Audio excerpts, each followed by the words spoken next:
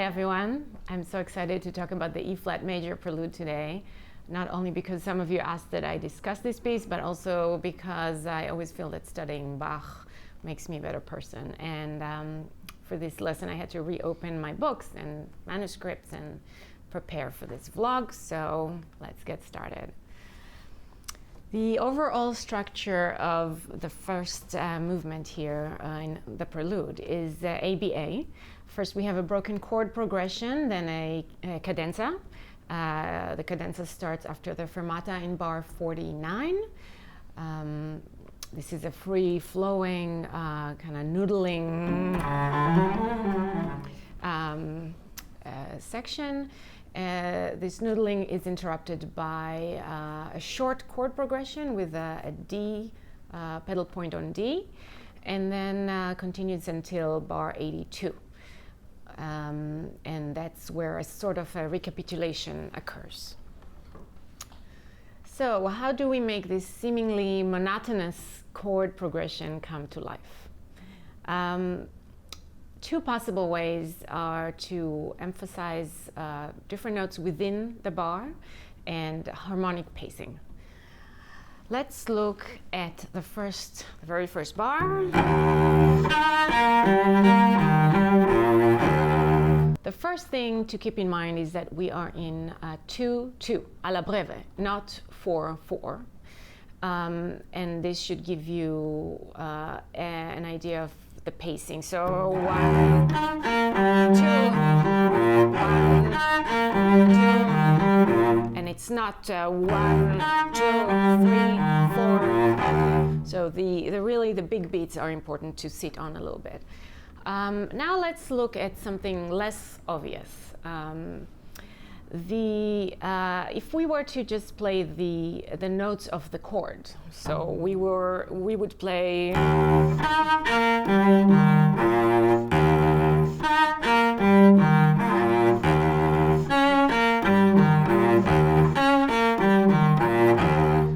what Bach does here is embellish a simple broken chord by repeating some of the notes in the chord. So instead of he writes if we try and play this broken chord and bringing out only the main notes, not the embellishing notes that are the notes that repeat, let's see what happens.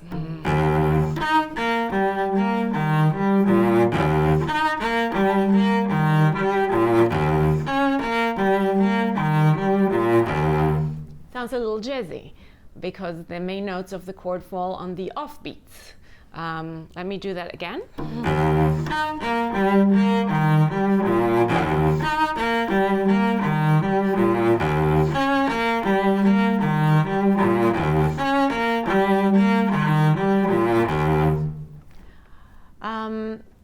You can choose to do that in some of the bars. I wouldn't do it throughout the piece because what we try to do is stay away from monotony, obviously, but I think this is one technique to create interest.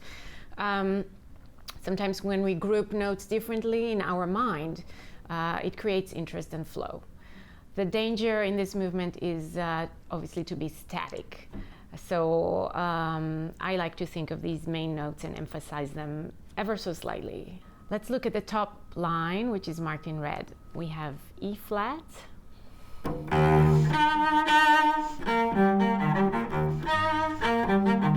going to D-flat,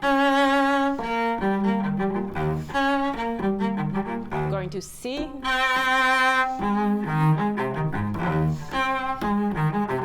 and to A-flat. So we have. You should be aware of this line and maybe try to bring it out. In terms of fingerings, in his book Bach and the Happy Few, the wonderful baroque cellist under Bylsma talks about resonance and keeping the finger that presses the low notes down in order to prolong that resonance. So he suggests using the second finger on the E-flat in bar 5. So you see I'm using the second finger on the E flat, keep it down, and then playing the C on with my first finger. And again. And again.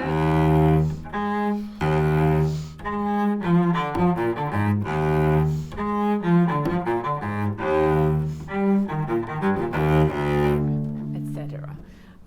So those if you were to play this piece on an organ, that will be obviously much easier to sustain that low note. This piece is very keyboard friendly. If we look at the open D in bar 7, this D can be heard as the continuation, if not the resolution, of the D flat that we played in bar 3 and 4. So this D flat,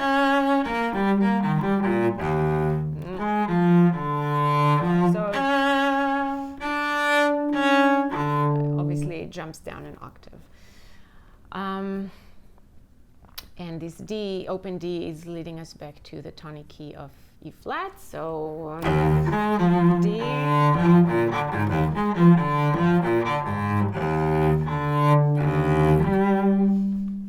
so D is the leading tone to E.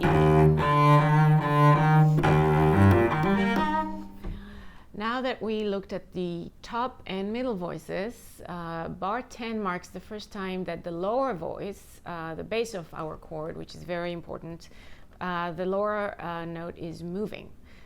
So far we had E's, E flats, da, da, da, da, da, da, da. And finally we have this D. Very important to show that it is moving. Now notice that the bass note changes on each bar.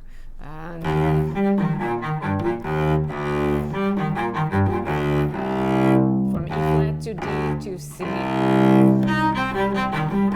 B flat, etc. In bar 15, we are in B flat major, so B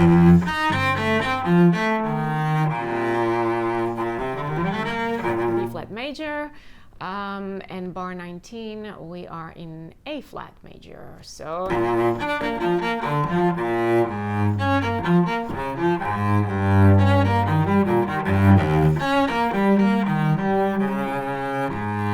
A flat major. In bar 25, we have a surprise.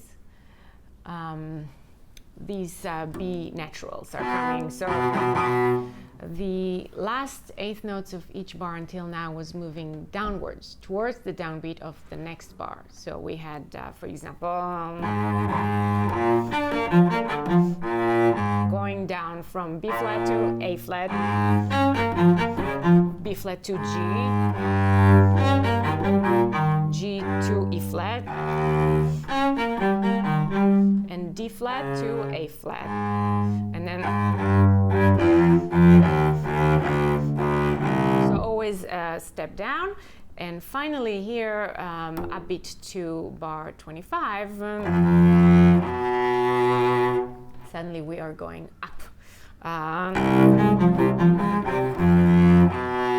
This is important to bring out.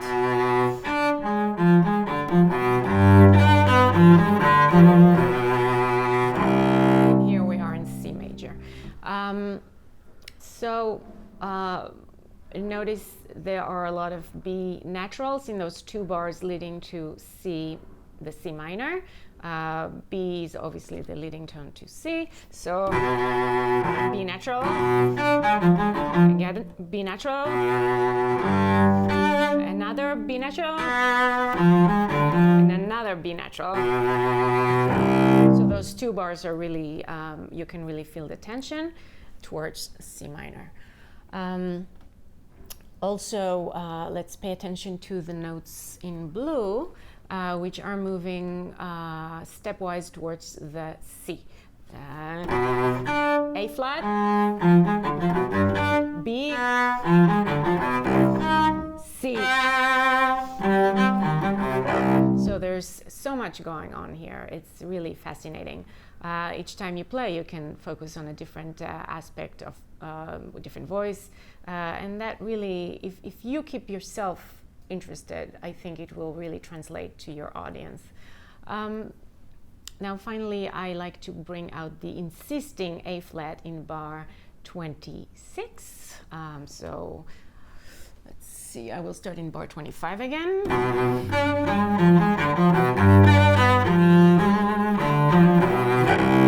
So this last A flat in bar 26 for me is asking for a little more emphasis. So first time the A flat comes. This is the third time the A flat comes within those two bars. So we have 1, 2, third A flat. For that reason, I like to sit a little bit on that A flat in bar 26. To establish the new key of C minor, and for emphasis, I think, Bach changes our bass note now only every 2 bars. And you might want to think how to make those different, those Cs.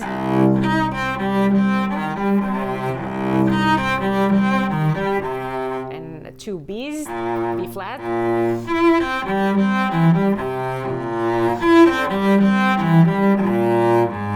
A flat, finally. In general, when the harmony is simple or goes unchanged, the tempo flows more than if a lot happens harmonically, since our audience have less information to digest when the harmonic language is more simple.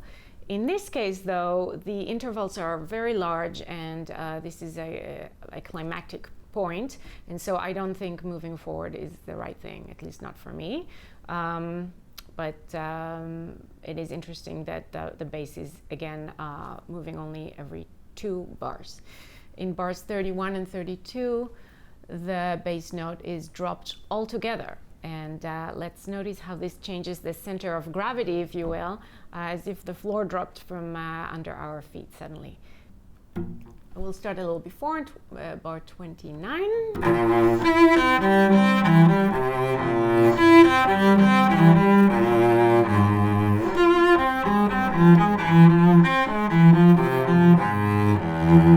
So again, those 2 bars didn't have really a bass note, so it just started on the A flat. That was the lowest note.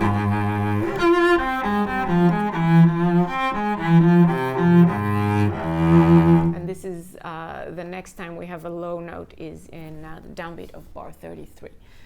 For me, that means a forward motion, because we don't have that grounding bass note. In bar 31, we also reach the highest note in this prelude, which is the F above middle C.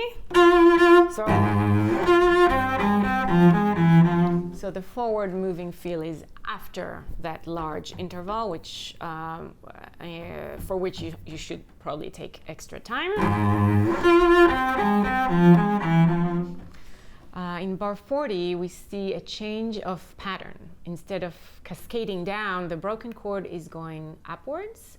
Try to play the embellishing notes or repeated notes less than the main notes of the chord that are marked in blue.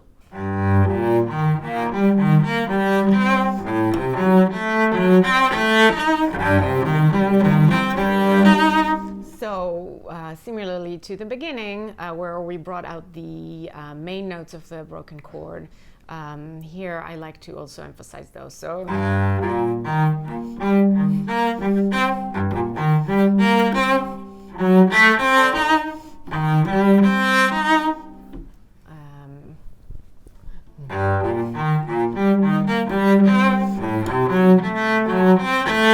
so I sit on those blue notes a little more. The notes marked in blue, they're not really blue notes. The first eighth note of bar 45, 46, 47, and 48 create a line, and let's not miss bringing this line out. So F, E flat, D, C sharp. So we have G,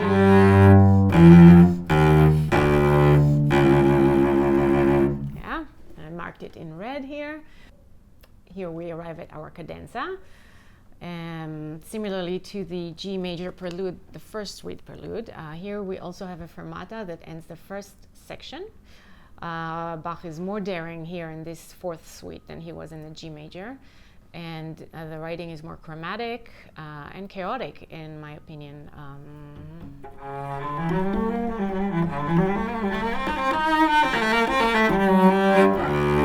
One way of dividing this cadenza neatly and feeling a pulse is if we treat the last quarter of bar 49 as the downbeat and change the meter to 3 quarters per bar.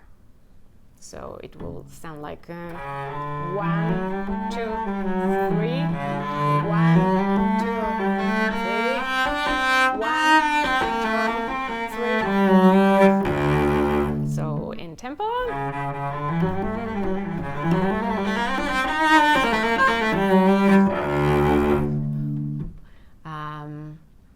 This is one way of thinking of this.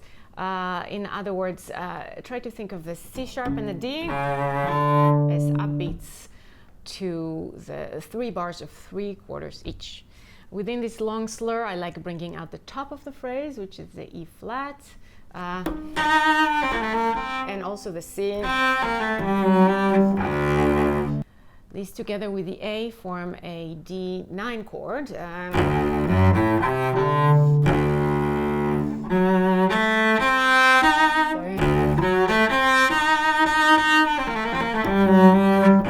So I bring the E flat, C, and F sharp.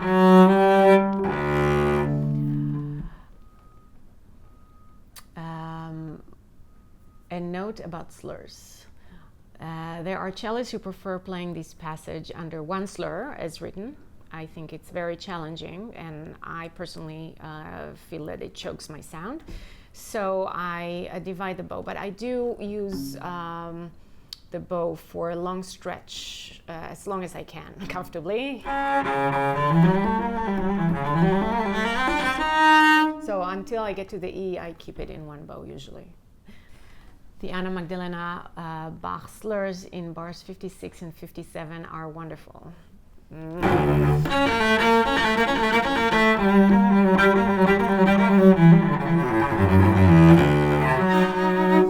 So as you can see, I don't repeat those slurs exactly the same. I don't do 1 and 3 each single time.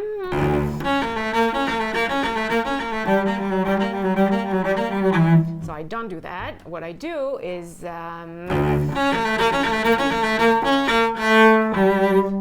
this is what Anna Magdalena has there, as far as I can tell. So this changes the second bar of this pattern, so it starts on the up bow, which makes it much more interesting in my opinion.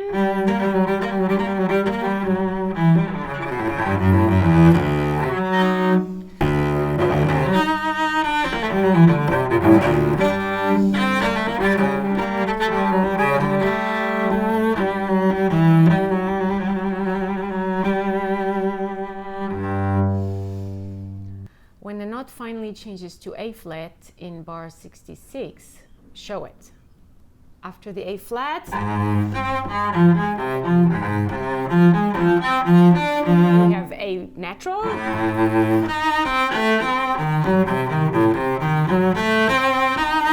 then B flat. As you can see, the pacing is every 2 bars, which here to me means moving forward. This forward movement stops in bar 70, where we arrive at the B flat, which is the dominant of E flat major. The rhythmic pattern changes, and again we have this Mediterranean harmony. that we heard in bars 49 and 51. This here we have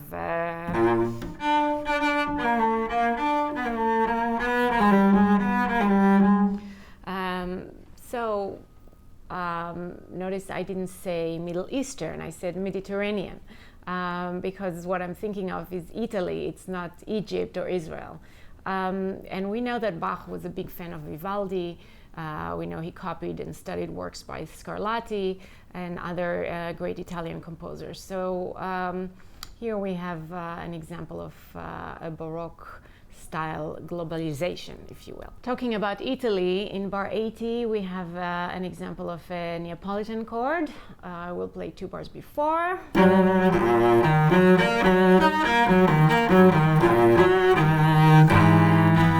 So Neapolitan.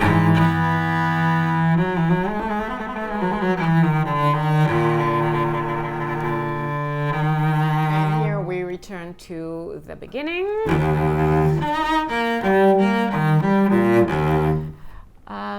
Note that the bar line shifts again in bar 80 and 81, and we have 2 bars of 3 quarters each, starting from the downbeat of bar 80. So if we are counting 1, 2, 3, 1, 2, 3, 1, 2. So you can think of these 2 bars of 3/4 and another bar. So 1 bar of 3/4, another bar of 3/4, and a short bar of 2/4. Or you can think of it as 1 bar of 3/4 and a second bar of 5/4. 2, 3, 1, 2, 3, 4, 5. Very hard to count and play at the same time, but you get the point. In bars 88 and 89, we see again the bar line shift, and you can imagine the downbeat as falling on the 3rd quarter of bar 88, and then the downbeat falling again 3 beats later, creating 2 bars of 3 quarters each. And I will start playing at bar 88. 1, 2, 1, 2, 3, 1, 2, 3, 1. So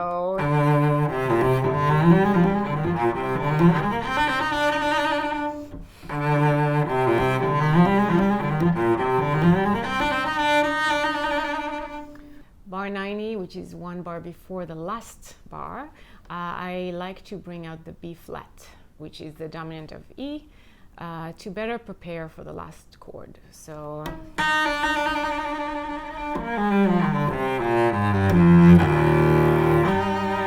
this B flat.